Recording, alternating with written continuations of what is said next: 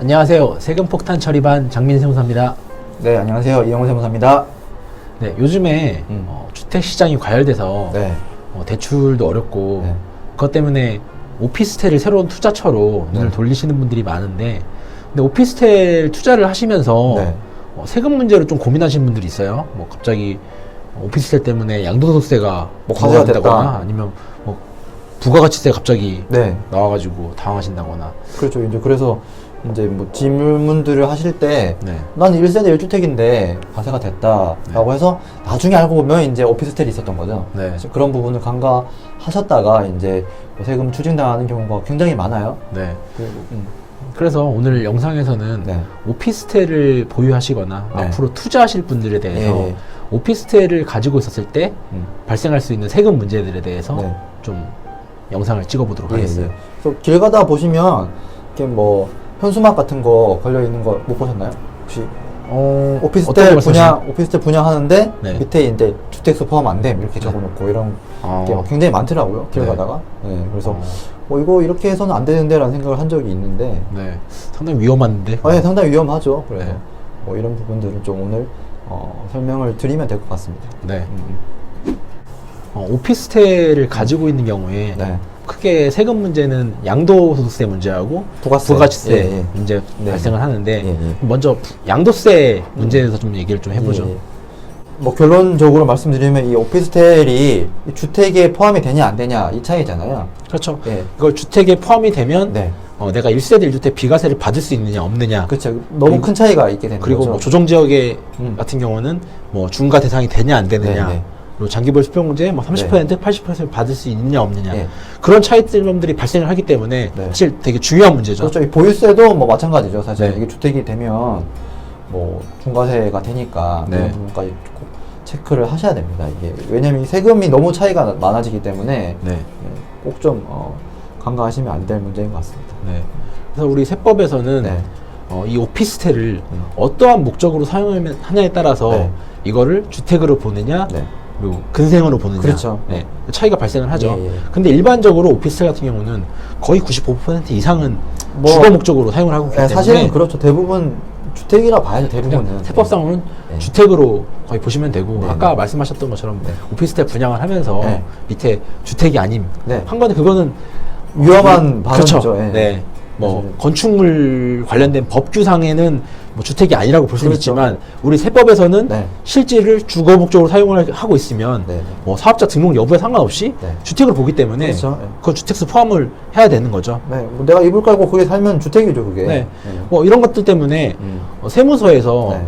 실제 현지 조사 나와서 네. 이게 주택으로 쓰느냐 안 쓰느냐 가서 보잖아요. 네, 네, 그럴 보기도 수도 하죠. 있죠. 네. 근데 뭐 주택으로 썼다고 그러면 거기에 뭐 조리 시설도 있을 거고, 뭐 그렇죠. 네, 그리고 뭐 생활용품이라든지 침대라든지 네. 뭐 내가 옷가지들 뭐 이런 네. 생활용품들이 있기 때문에, 뭐 흔적이 다 남겠죠. 네. 예. 그리고 전기료 같은 경우도 네. 우리가 일반용하고 가정용하고는 그렇죠. 다르죠. 과금 체계가 다르잖아요. 예, 예, 예. 그런 문제가 또 발생을 네, 하고, 네, 네. 그리고 그 오피스텔을 주거목적으로 썼다 그러면 일반적으로는 전입신고를 또 하잖아요. 대부분 그렇죠. 네. 이제. 예. 뭐 그런 것들 때문에 네. 사실 내가 오피스텔을 가지고 있는 사람이 이거 네. 주거 목적으로 사용하지 않았다라고 주장하려고 그러면 그런 것들 때문에 사실 그거를 그렇게 주장하기가 쉽지가 않죠. 네. 뭐 세입자 문제도 있을 거고. 네. 아무리 뭐 세입자 전입신고 안 했다고 하더라도 그 외에 다른 것들 다 보면 다 조사하면 다 나오는 거죠. 아예 다 걸리죠. 이거 네. 뭐 안 되니까 네. 좀 조심을 하셔야 됩니다. 정말. 예. 그래서 양도세 문제 관련해서는 네. 이거를 주택으로 볼 거냐 안 볼 거냐 이게 핵심이죠, 가장 이게. 핵심이다. 예. 그렇게 보시면 될 것 같습니다. 네.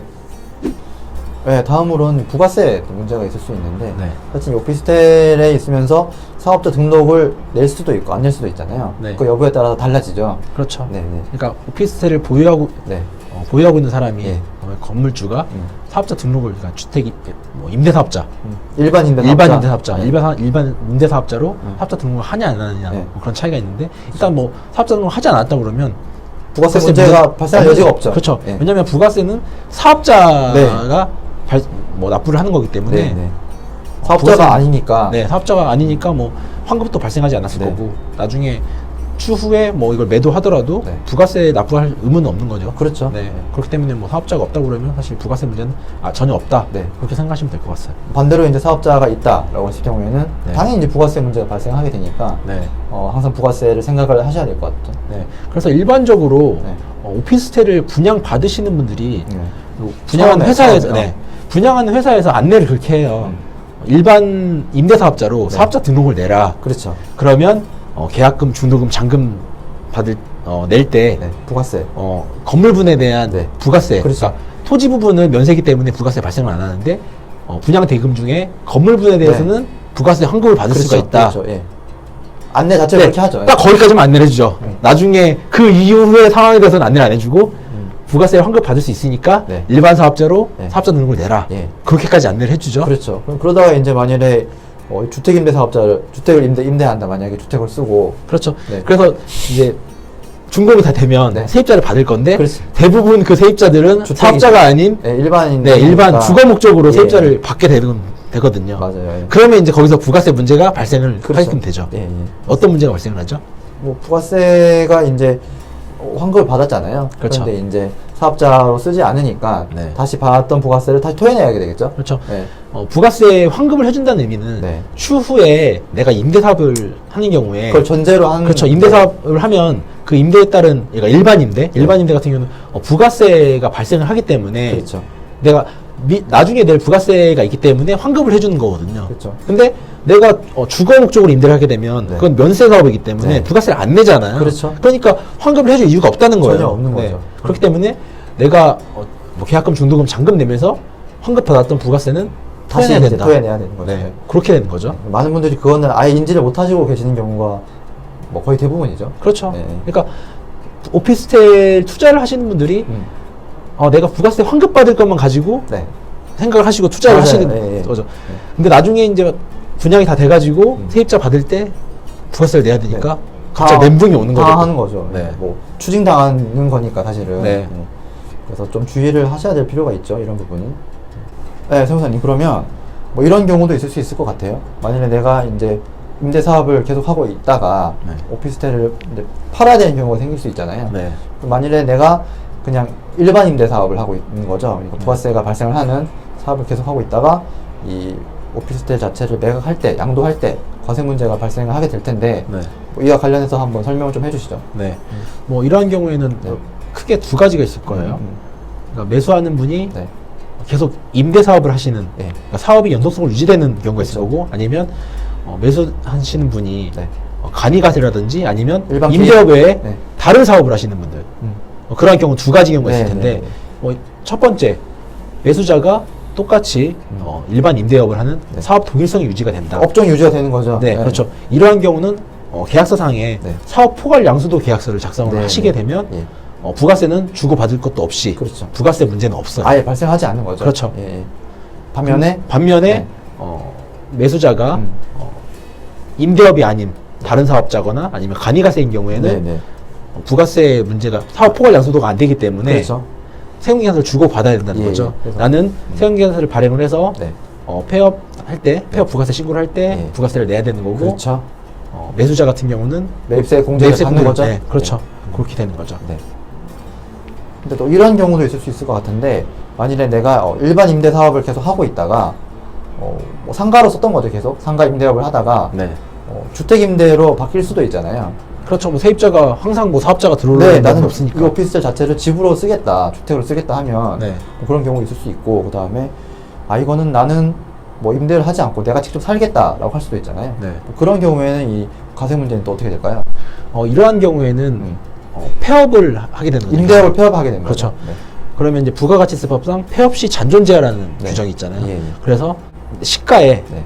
10%를 부가세를 내야 되는데 그렇죠. 그 시가라고 하는 거는 네. 감가상 대상 자산인 경우에는 과세 기간 네. 부가세법상 과세 기간 6개월이잖아요. 그렇죠. 1년에는 2개의 과세 기간이 네, 있고 네, 네. 매 과세 기간 동안에 5%씩을 감가상각으로 계속 해서 감가가 되는 네, 거죠. 예. 네. 관련된 산식은 제가 화면에 띄워놓을게요. 네, 네. 그러니까 이 산식에 의해서 네. 부가세를 납부를 해야 되는 거죠. 예, 예. 그러니까 꼭뭐 이 부분은 놓치시면 안 되는 게 내가 이제 임대업을 하다가 근데 폐업하는 경우에도 부가세 문제가 발생한다라는 점이죠. 네. 근데 다만 이제 이 산식을 보시면 네. 매년 10%씩 네. 이게 차감이 되거든요. 예, 예. 그렇죠. 한 기수에 5%이면 네. 1년이면 2개 있으니까 그렇죠. 네, 10%. 그러니까 결국 10년이 넘어가게 되면 이 시가는 없어져요. 0이 되는 그렇죠. 거니까. 예. 네, 0이 되기 때문에 네, 네. 10년 이상 네. 내가 임대를 하고 네. 내가 한다. 폐업을 하거나 네. 내가 뭐 그 오피스텔 들어가 살거나 아니면 주택 임대를 하거나. 주택 임대로 전환이 된다. 네. 그러면 부가세 문제는 없다. 그러니까 최소한 10년 이상은 유지를 해야지만 예, 예. 내가 부가세를 토해내는 일은 없다. 네, 네. 그렇게 생각을 하시면 될 것 같습니다. 네. 네, 이번 시간에는 이 오피스텔에 대해서 좀 살펴봤는데요.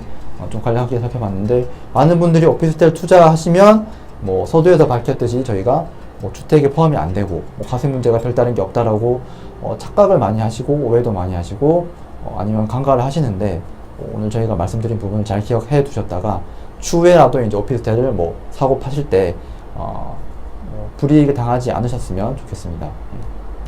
그럼 오늘 영상이 네. 도움이 되셨다면 구독, 좋아요, 알림 설정까지 네, 부탁드리겠습니다. 부탁드리겠습니다. 네. 지금까지 세금 폭탄 처리반이었습니다. 감사합니다. 감사합니다.